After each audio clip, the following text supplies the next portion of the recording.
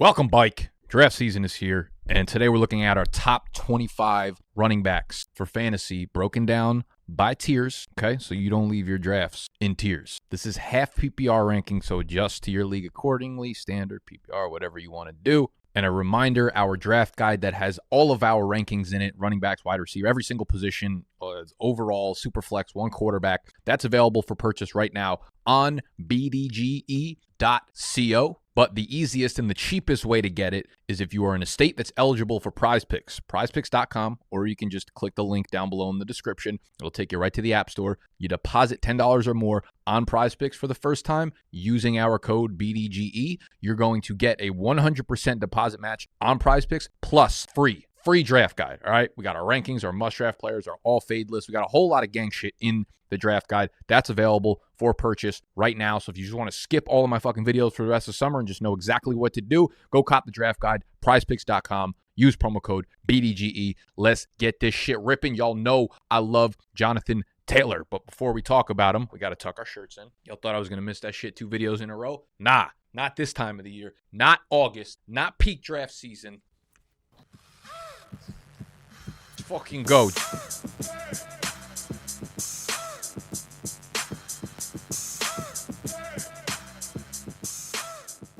Jonathan Taylor is my 101. I have him in a tier of his own because a lot of people have been moving C-Mac over JT, and I understand it, the upside, if he stays healthy, all that shit. Here's my plea for Jonathan Taylor. He is a dude who checks every single box on a team that's very good. Everyone's like, his touchdown numbers are going to go down. They're just a good offense, and he's the goal line back, and he also scores from 70 yards away. So I'm not sure that regression to the mean counts towards a guy who's in the 99th percentile of athleticism. Why are we using the mean for someone who is 8 times better than the average player in the NFL? I don't care about regression when it comes to JT. What I care about is peace of mind. That's what you're getting with JT. I honestly don't care if he averages 2.5 points fewer per game than Christian McCaffrey does when I know this dude's going to stay healthy. He has shown year after year after year after year, going back to his freshman fucking year at Wisconsin, that he can handle 350, 400 touches without getting dinged up. The guy stays on the field. He can carry an unbelievable workload. He has breakaway potential. He has the goal line back in a great offense. So I know what I'm getting with JT. It might be less on a point per game basis than Christian McCaffrey, but I feel way more comfortable having him as my RB1 than I do C-Mac, who I have in the next tier by himself because the upside is obviously league winning. We've seen it year after year when he does stay healthy. But you have to ask yourself, after all these injuries happen, I know we can't predict them and the players aren't injury prone, but eventually when you start having all these lower body serious injuries, things do happen. Scar tissue does build up. You are more likely and more susceptible to getting injured. We had Dr. Jesse Morris on the channel a few weeks ago, and he's concerned about Christian McCaffrey too. He is a fucking sports orthopedic doctor. Like, he works with real NFL athletes. Some of the names that he's dropped behind the scenes when I'm talking to him are pretty serious players, and he knows this stuff. He's been doing it for 20 fucking plus years. He's concerned about Christian McCaffrey. So you can be part of the group that just says, oh, you know, he's not injury prone. He's just as likely of a chance to get injured as everybody else. But it's like, okay, or you could listen to fucking science and doctors, and that's what I'm going to do. So C-Mac is my number 2 there. We have tier number 3, Dalvin Cook, Derrick Henry, Austin Ekeler. These are all guys that I feel very comfortable taking in round 1 of my fantasy draft, in the middle-ish parts of the early round of fantasy drafts. There are the elite wide receivers. I'm going to do the same video for wide receivers tomorrow. There are the elite wide receivers that I would probably be taking over some of these guys to feel more comfortable about that position. But I love all these guys. I think Dalvin Cook, with the new, more pass-heavy offense in Minnesota, is one, going to ensure that he's not taking as many carries up the middle and probably less susceptible to injuries. 2, get this man in space. He's explosive as shit. I remember when he first came in the league, he was ripping off like 40, 50, 60-yard touchdown runs all the time. We know Derrick Henry's going to get a 400 carry fucking season under his belt again, going to be the goal line back there. I'm concerned about how good this team is. I'm concerned about the offensive line. I'm not concerned about the injury, though. We are over the foot injury for Derrick Henry, so don't concern yourself with that. But my biggest concern is the overall makeup of the team. It seems like it's never really mattered for Derrick Henry. It don't fucking matter. He's going to get his 25 carries per game, and he's going to bust one out every 10 carries. He's going to rip off a 20, a 30. If you're lucky, it'll be that 60-yard touchdown. So Derrick Henry's just going to be an extremely high volume, high home run type player that we're not concerned about his injury. I've gotten higher on Ekeler as the summer has gone by, and no backup running back has carved out the real role there. the guy who I liked, Isaiah Spiller out of Texas A&M, the rookie, has now suffered an ankle injury that's reportedly week to week. Probably means it's a high ankle sprain, so I want absolutely nothing to do with him. And behind him, we just saw what Ekeler did when Josh Kelly and Larry Roundtree were the backups. They did not want to use them as backups. They just gave everything to Ekeler. So we might just see a repeat of last year. Is he going to score 20 touchdowns again? Probably not, but wouldn't be surprised if it was 15 because this is the Chargers offense that's one of the best in the NFL. They have one of the best lines in the NFL now. They have one of the best quarterbacks in the NFL. This offense is going to move and move and move, and we like to move it, right? That's what Austin Ekeler's going to be fucking doing in the end zone all year long. So those are the dudes I'm comfortable taking in the first round. When we get to the back of the first round, this is where I start to look at these guys. These are more like the 111, 112, early second round pick. And we have a tier of 5 dudes: Najee Harris, Saquon, Swift, Kamara, Joe Mixon. Harris and Mixon are dudes that I talked about a couple videos ago that are really safe players. We know they're going to get a lot of volume in their offenses. Harris, we're concerned about the offensive line. We're concerned about the offense as a whole. Does this offense move smoothly? We also don't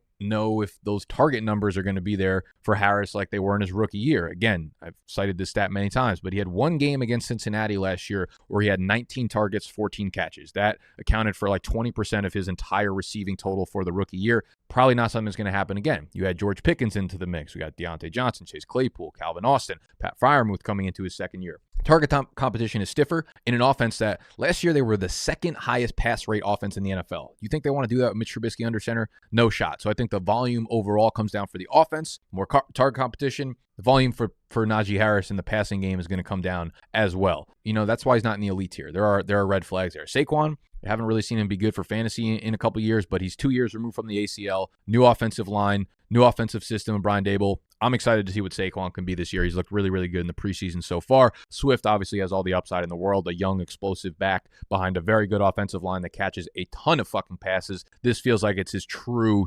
breakout season in Detroit, so I'd love to have him as my 112 pick, or if I'm at the turn there. Alvin Kamara, I mean, we know Alvin Kamara is going to catch 70 to 80 passes. It does seem like the legal side of things will be pushed back until, the offseason or next year or whatever. We had the report from Adam Schefter last week saying that it's unlikely he gets any sort of repercussions from whatever's going on with him right now. So if Alvin Kamara is on the field, then Alvin Kamara is going to be on the fucking field, and he's going to be balling for your fantasy team. So I put him into this tier. Now, typically, you might be able to argue that he should be up in that like Derrick Henry, Austin Ekeler tier. I do think the legal side of things, we don't really know. It is for sure a mystery. It is for sure something that we can't say for certain is not going to affect him in the middle of the year. So you take the upside of, we've seen him finish top 5 as a fantasy running back like more often than he doesn't. So he has that upside, right? And if you can get him at RB1, RB2 prices, feeling pretty fucking good about that. Mixon's a guy that I don't love, but for sure that his workload is going to be crazy on the ground. He's going to get a lot of goal line carries in a really good offense with an improved offensive line. We've just seen a 5-year fucking sample size of them not giving him pass catching work. So to just say he's going to get more pass catching work, you're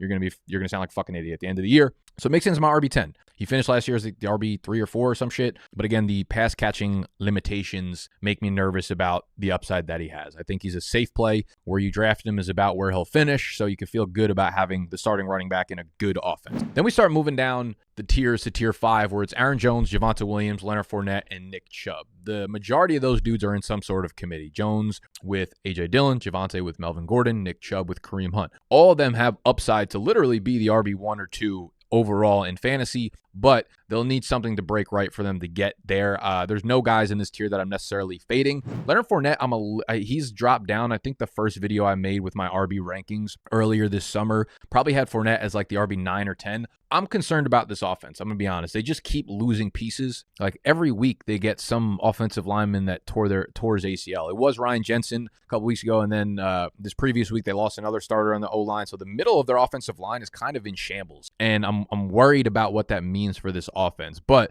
I do think Lenny will still catch, as long as he's healthy, he'll still catch like 50 to 60 passes. He doesn't really have that explosive game to him anymore that he had when he was a little bit younger. So it's tough to get that vision out of your head. Like we've seen Leonard Fournette fail before. Like we've seen him go a full season with being a bad fantasy back. And I don't know if that ever really leaves your peace of mind there. So I think that's a hesitation with Fournette, but he should have all the work that he could handle in this offense until he gets hurt, or until, Rachaad White, third down back, Possibly he's a great pass catcher. I don't know if he really eats into that role, though. My concern is that he's a rookie playing with Tom Brady. The leash is really short there. He fumbled in this weekend's previous preseason game. You know, if that happens in a regular season game, he's probably getting benched, and there goes any leash that he did have. So that's tier 5. We move down to tier 6, and it is Zeke, Etienne, James Conner. Now, Zeke and Conner are kind of in the same, play style for me. They're early down bruisers who could end up catching a lot of passes. Like Zeke is in a great Dallas offense that passes the ball a lot. They lose a lot of weapons, Cooper, Michael Gallup, Cedric Wilson. So he should benefit from that. James Conner loses Chase Edmonds, Christian Kirk, DeAndre Hopkins suspended for 6 games.